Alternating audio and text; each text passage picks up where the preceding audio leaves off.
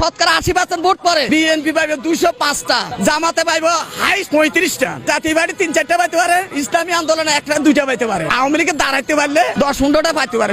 খালেদা জিয়ার মতো নেতা বাংলাদেশে আর হবে বলে মনে হয় না। দুর্নীতি এরশাদের আমলে আছিল, হাসিনার আমলে একজনে 1000 কোটি টাকা মালিক কিভাবে হয়? এটা নিজে কইছে আমার ক্ষমতার দরকার, আমার ক্ষমতাটা দরকার, তোমরা যা কিছু আর করো, অসুবিধা নাই। একমাত্র খালেদা জিয়া যদি বলে বিগত সরকারের আমলে যে কাজগুলো হয়েছে এগুলা যদি বন্ধ করে যদি আসতে পারো, অবশ্যই খালেদা জিয়া তারেক জিয়া যদি উদ্যোগ লই যায় বাংলাদেশে সোজা হয়ে যাবে। প্রথম ধরবে শিক্ষাঙ্গন, দ্বিতীয় ধরবে পুলিশ প্রশাসন যদি সোজা করতে পারে, আস্তে আস্তে সব সমস্যার সমাধান হবে বাংলাদেশে। চুরি হিকি গেলে একদিনে বন্ধ হয় না, দুর্নীতি বন্ধ হতে সময় লাগবে আস্তে আস্তে। খালেদা জিয়া একদিন বলছেন যে ট্রাফিক পুলিশের বলছেন 5 টাকা খাই, এটা শরমের ব্যাপার। এখনো 5 টাকা না 5000 টাকা খায়, 100 টাকা খায়, মানুষের টাকা, মোবাইলের টাকা দেখে, পকেটের টাকা গনে, এগুলো বন্ধ হয়েছে। আপনি খালেদা জিয়াকে এত ভালোবাসেন কেন? আদর্শ অন্যান্য দলের নেতার আদর্শ এক না।